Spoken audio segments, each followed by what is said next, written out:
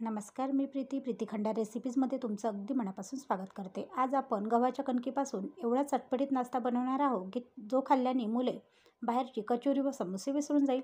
तर इथे बघा, आपण घेतलेले आहे एक पातेलं आणि त्या पातेल्यामध्ये घ्यायचे आहे आपल्याला कणिक।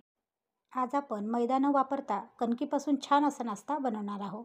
तर इथे बघा, कणिक घेतलेली आहे आणि कणकीमध्ये आपल्याला घालायचं आहे थोडंसं मीठ घालायचं आहे, थोडा ओवा घालायचा आहे आणि तेल घालायचं आहे। तेल घातल्यानंतर आता आपल्याला जे तेल आहे ते कणकीला छान असं मिक्स करायचं आहे, जेणेकरून जे तेल आहे ते कणकीला छान असं लागलं पाहिजे। जेवढे कणकीला छान असं तेल तेवढाच आपला नाश्ता छान असा बनेल।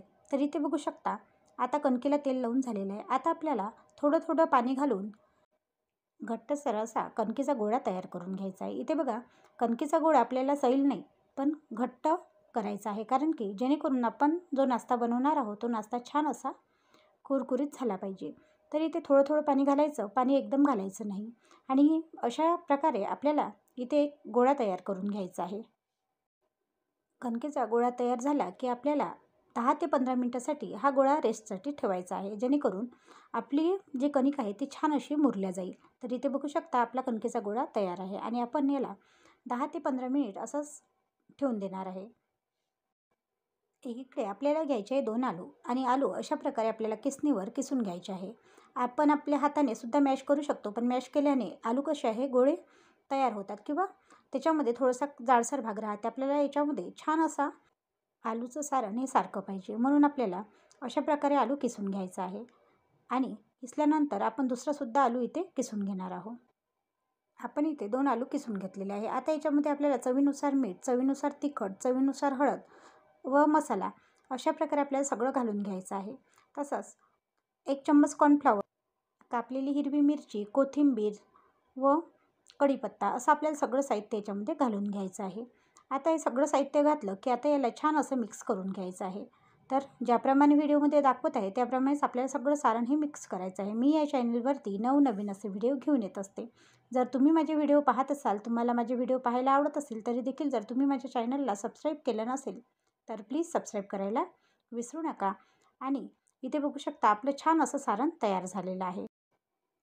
आता एकीकडे आपण जी कणिक भिजवून ठेवलेली होती ती कणिक आपल्याला घ्यायची आहे आणि तुम्ही बघू शकता 10 ते 15 मिनिटात कणिक छान मुरलेली आहे। म्हणजे आता इथे नरमही नाही व जास्त कडकही नाही, अशाच प्रकारची आपल्याला कणिक इथे हवी आहे।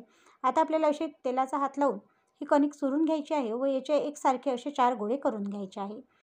आज आपण जी रेसिपी बनवत आहोत ती रेसिपी तुम्ही याच्या आधी बनवली का मला कमेंट करून कळवायला विसरू नका। आणि हो, तुम्ही हा व्हिडिओ कुठून पाहता ते सुद्धा मला कमेंट करून कळवायला विसरू नका। आपण जे कणकेचे गोळे करून घेतलेले होते त्यातलाच एक गोळा घ्यायचा आहे, थोडं तेल लावायचं आहे आणि पातळसर अशी आपल्याला इथे पोळी लाटून घ्यायची आहे। ज्याप्रमाणे व्हिडिओमध्ये दाखवत आहे त्याप्रमाणेच आपल्याला ही पोळी लाटून घ्यायची आहे। आणि इथे बघू शकता, आपली छान अशी एक पोळी लाटून झालेली आहे। आता आपण जे आलूचं सारण बनवलं होतं ते सारण अशा प्रकारे आपल्याला पूर्ण पोळीवर लावून घ्यायचं आहे। चमच्याने फिरवत फिरवत किंवा पसरवत आपल्याला अशा प्रकारे हे सारण लावून घ्यायचं आहे। हा नाश्ता खूप असा चवीला चविष्ट बनतो, तुम्ही नक्की एकदा ट्राय करा। आणि या प्रकारे आपलं पूर्ण पोळीला सारण हे लावून झालेलं आहे। पोळीच्या मधोमध आपल्याला सारण लावायचं नाही, अशा प्रकारे भोवतालून हे सारण लावून घ्यायचं आहे। तर इथे बघू शकता, आपलं सारण लावून झालेलं आहे। आता आपल्याला काय करायचं आहे, तर आपल्याला घ्यायचा आहे एक चाकू आणि चाकूने एकसारख्या भागात आपल्याला ही पोळी कापून घ्यायची आहे। तर बघू शकता, ज्याप्रमाणे व्हिडिओमध्ये मी दाखवत आहे त्याप्रमाणेच आपल्याला व्यवस्थित असं याला कापून घ्यायचं आहे। तर बघू शकता, अशा प्रकारेच आपल्याला करायचं आहे।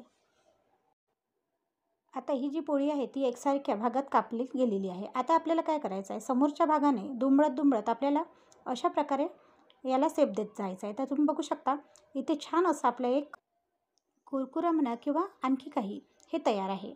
या नाश्त्याला तुम्ही काय नाव द्याल ते सुद्धा मला कमेंट करून कळवायला विसरू नका। शेप किती छान आलेला आहे आणि दिसायलाही खूप मस्त दिसत आहे। तुम्ही नक्की एकदा ट्राय करा। अशा प्रकारचा आपल्याला पूर्ण जो नाश्ता आहे तो बनवून घ्यायचा आहे। हा नाश्ता दिसायलाही खूप छान दिसतेच, तसाच चवीलाही खूप छान असा बनतो। नक्की तुम्ही ट्राय करा। तरी ते बघू शकता, आपले पूर्ण नाश्ता हा तयार झालेला आहे। आता आपण एकीकडे कढईमध्ये तेल गरम करायला ठेवूया।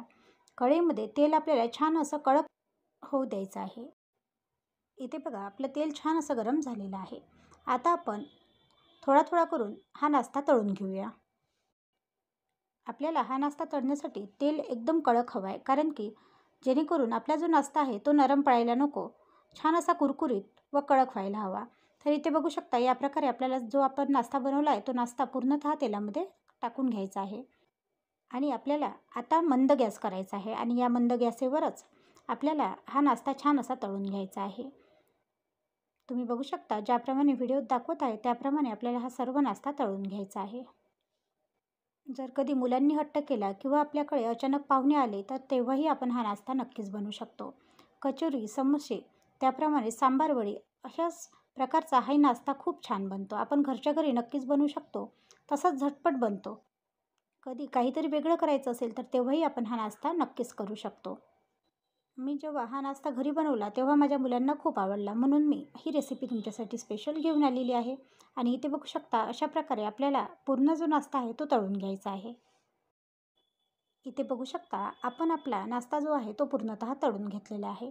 आजचा व्हिडिओ तुम्हाला कसा वाटला कमेंट करून कळवायला विसरू नका. व्हिडिओ आवडल्यास चॅनलला लाईक, शेअर व सबस्क्राईब करायला सुद्धा विसरू नका, कारण असेच नवनवीन व्हिडिओ मी तुमच्यासाठी घेऊन येणार. आणि इथे बघू शकता आपला पूर्णतः नाश्ता हा तळून झालेला आहे. या नाश्त्यासोबत आपण टोमॅटोचा सॉस वापरू शकतो किंवा हिरवी चटणीसुद्धा घेऊ शकतो. इथे मी घरीच बनवलेली टोमॅटोची जी चटणी आहे ती घेतलेली आहे. आणि तुम्ही बघू शकता छान असा आपला इथे नाश्ता तयार आहे. चटपटीत अशा टोमॅटोची चटणीची रेसिपीसुद्धा या चॅनलवरती अपलोड आहे. तुम्ही ते सुद्धा जाऊन पाहू शकता. आणि इथे आपला छान असा नाश्ता तयार आहे. नक्की एकदा ट्राय करा. धन्यवाद.